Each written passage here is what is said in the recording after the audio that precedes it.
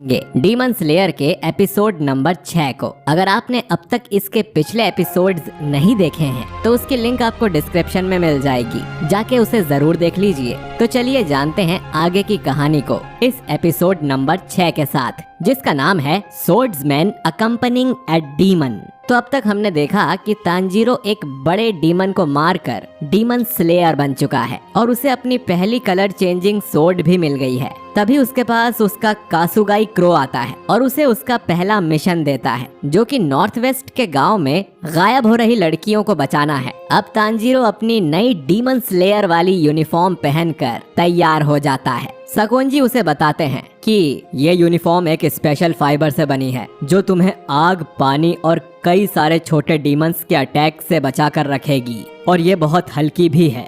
सकोंजी आगे बताते हैं कि तुम्हारी तलवार ब्लैक कलर की बन गई है, जो कि बहुत कम देखने को मिलता है, मगर मैंने सुना है कि काले कलर की तलवार को अपशगुन माना जाता है। तांजीरो शॉक हो जाता है और पूछता है, इसका क्या मतलब है? सकोंजी कहते हैं कि इस कलर की तलवार को चलाने वाले लोगों के ज्यादा आगे बढ़ने के चांसेस बहुत कम होते हैं। पर इस बात से तांजीरो को जरा भी फर्क नहीं पड़ता है, क्योंकि उसका लक्ष्य बस नेजुको को वापस इंसान बनाना होता है, और इसीलिए वो इतनी मेहनत कर रहा है। नेजुको भी उस टाइम तांजीरो को अपने ब्लैंकेट के अंदर से छिपकर देख रही होती है। अब सकोंजी तांजीरो को एक बॉक्स देते हैं ताकि वो उसमें नेजुको को बैठाकर घूम सके। वो बताते हैं कि उसे उन्होंने बहुत हल्की लकड़ियों से बनाया है, तो तांजीरो को ये भारी नहीं लगेगा, और उसे उन्होंने एक मजबूत लोहे से जोड़ा है, जिससे वो आसानी से टूटेगा भी नहीं। तांजीरो बॉक्स उठाता है और देखता है कि वो सच में बहुत ही हल्का है। फिर वो नेजुको के पास जाकर उसे बॉक्स में आ जाने को कहता है। पहले तो नेजुको उसमें जाने से घबराती है, पर जब तांजीरो उसका इंतजार करता है तो वो बॉक्स में आ जाती है,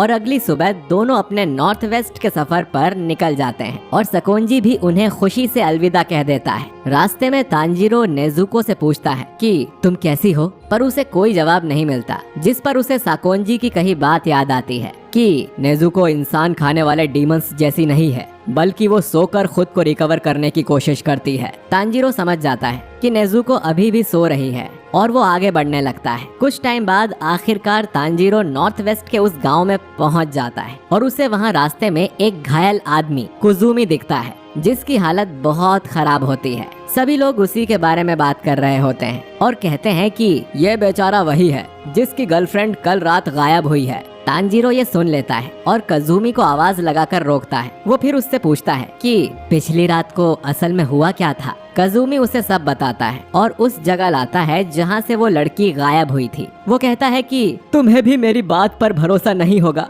मगर वो यहीं से अचानक गायब हो गई है। तांजीरो को उस पर यकीन होता है और वो कहता है कि मैं इसीलिए यहाँ आया हूँ ताकि उसकी और बाकी लोगों की मदद कर सकूं। फिर तांजीरो जमीन को सूंघना शुरू कर देता है, जिससे वो डीमन की स्मेल के जरिए उस तक पहुँच जाए। उसे डीमन की लाल कलर की स्मेल हवा में घूमती दिखाई देने लगती है, मगर वो स्मेल बहुत हल्की होती है। वहीं कजुमी सोचता है कि ये बच्चा कौन है और क्या कर रहा है। कजुमी को फिर याद आता है कि कैसे उसकी गर्लफ्रेंड के डैड ने उसे इतना मारा था, क्योंकि उसकी वजह से उनकी बेटी गायब हो गई थी। उसी की वजह से उसे अभी इतनी चोट लगी है। अब तांजीरो उस स्मेल का पीछा करते करते पूरे शहर में घूमने लग जाता है, और कजुमी भी उसके साथ आता है। शहर के सभी लोग भी उन्हें ही देखते रहते हैं। ऐसा करते करते शाम हो जाती है, और कजुमी कहता है कि वो डीमन खतरनाक है, पर तांजीरो बताता है कि मैं ये बात जानता हूँ और उसे रोकने ही यहाँ आया हूँ। कुछ ही टाइम में रात हो जाती है और कजुमी अब वापस लौट जाने को बोलता है, पर तांजीरो मना कर देता है और कहता है कि हमें डीमन को अभी ही ढूंढना पड़ेगा, क्योंकि वो रात के टाइम ही बाहर निकलता है। मैं डीमन को फील कर पा रहा हूँ और डीमन यहीं आसपास ही कहीं पर है। तांजीरो की ये बात सुनकर कजुमी को लगने लगता है कि ये शायद डीमन स्लेयर है, मगर वो उससे पूछने में घबराता है। तभी शहर के एक घर में एक मॉम अपनी बेटी से कहती है कि रात हो चुकी है, तो वो बिल्कुल भी घर से बाहर ना जाए। वो लड़की अपने कमरे में सोने के लिए जाने लगती है, और हम देखते हैं कि एक काला साया उसका पीछा कर रहा था। लड़की अपने रूम में आकर सो जाती है और सोचती है कि पता नहीं जो लड़कियां गायब हुई हैं उनके साथ क्या हुआ होगा, और वो काला साया उसके पूरे बेड के नीचे फैल जाता है। लड़की के मुंह के पास 2 हाथ निकल कर आते हैं, और वो उस लड़की का मुंह बंद करके उसे अपने साथ वो साया अंदर खींच लेता है। और इधर तांजीरो को तुरंत ही इस डीमन की स्मेल आ जाती है, तांजीरो उसकी तरफ भागता हुआ आता है और एक दीवार के सामने रुककर सोचता है कि वो डीमन यहीं पर आसपास में है।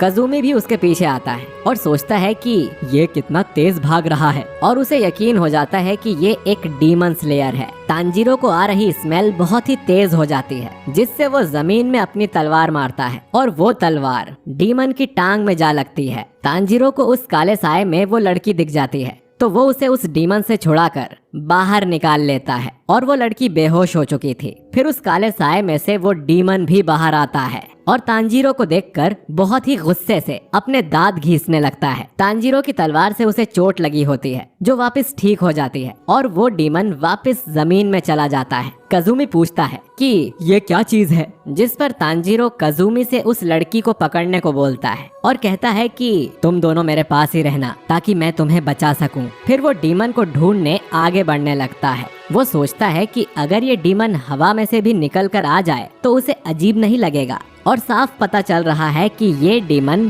ब्लड डीमन आर्ट का यूज कर रहा है। इसके बाद तांजीरो को फिर से डीमन की स्मेल आती है, लेकिन जमीन में से एक नहीं, दो नहीं, बल्कि तीन डीमंस अपने हाथ बाहर निकालकर तांजीरो को पकड़ने की कोशिश करने लगते हैं। तांजीरो घबराकर जंप करता है। फिर हमें एक फ्लैशबैक दिखाया जाता है, जिसमें सकोंजी ने तांजीरो को बताया था कि सिर्फ एक डीमन है जिसके ब्लड से कोई भी इंसान डीमन में बदल सकता है, बल्कि ये पहला इंसान है जो डीमन में बदला था और हजारों सालों से अब तक जिंदा है। उस डीमन का नाम है मुजान किबुत्सुजी। सकोंजी आगे बताते हैं कि उस डीमन ने ही तुम्हारी फैमिली पर अटैक किया होगा, तो वही डीमन तुम्हारा टारगेट है, क्योंकि शायद वही नेजुको को वापस इंसान बना सकता है। अब कहानी वापस प्रेजेंट में आती है। तांजीरो उन तीनों डीमंस पर अपना वाटरफॉल अटैक कर देता है, पर उसका अटैक मिस हो जाता है और सिर्फ उन डीमंस के हाथ ही कटते हैं। तीनों डीमंस वापस जमीन में चले जाते हैं, जिससे तांजीरो को पता चलता है कि उन तीनों की स्मेल सेम है। वो सोचता है कि डीमंस कभी भी साथ में काम नहीं करते, तो हो सकता है कि ये एक ही डीमन है जिसने 3 रूप लिए हुए हैं। डीमंस के हाथ कट गए थे, पर उन डीमंस को कोई फर्क नहीं पड़ता क्योंकि उनकी हीलिंग पावर्स बहुत ही ज्यादा होती है। लेकिन उनमें से एक अचानक से उस लड़की की ओर हाथ बढ़ाने लगता है। तांजीरो को इसकी भनक लग जाती है और वो वापस वाटर व्हील अटैक करता है, मगर उसका अटैक फिर से मिस हो जाता है क्योंकि ये डीमंस बहुत ही तेज हैं। मगर फिर भी वो जैसे तैसे कज़ुमी और लड़की को बचा लेता है और सोचता है इन दोनों के यहाँ रहते हुए मैं फुल स्विंग यूज नहीं कर पा रहा हूँ। साथ ही तांजीरो इन डीमन से पूछना चाहता था कि मुजान नाम का डीमन उसे कहाँ मिलेगा या वो नेजुको को वापस इंसान कैसे बना सकता है। तभी 3 में से एक डीमन निकलकर बाहर आता है और तांजीरो पर चिल्लाना शुरू कर देता है। वो कहता है कि तुम इस लड़की को यहीं छोड़कर चले जाओ, क्योंकि यह लड़की 16 साल की हो चुकी है और हर सेकंड बढ़ते बढ़ते इसका टेस्ट कम हो रहा है और जल्दी ही कुछ नहीं बचेगा।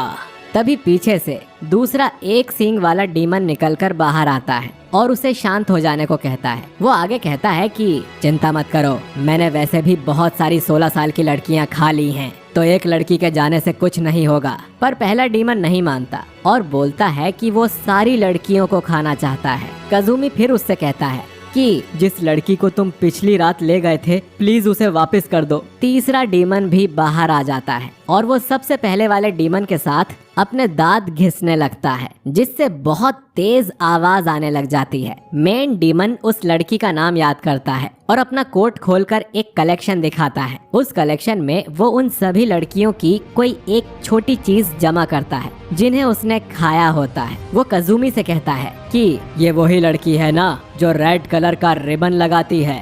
कज़ुमी देखता है कि डीमन के कोट पर उसकी गर्लफ्रेंड का रिबन है, मतलब उसने उसे खा लिया है। और कज़ुमी ये देखकर रोना शुरू कर देता है। डीमंस वापस जमीन में चले जाते हैं और दोबारा मिलकर तांजीरो पर अटैक करना शुरू कर देते हैं और तांजीरो अब भी उन पर ठीक से हमला नहीं कर पाता है और बस बचने की कोशिश करता रहता है। एक डीमन फिर तांजीरो के बिल्कुल नजदीक आ ही गया होता है कि तभी अचानक नेजुको बाहर निकलकर उस डीमन पर एक किक मारती है।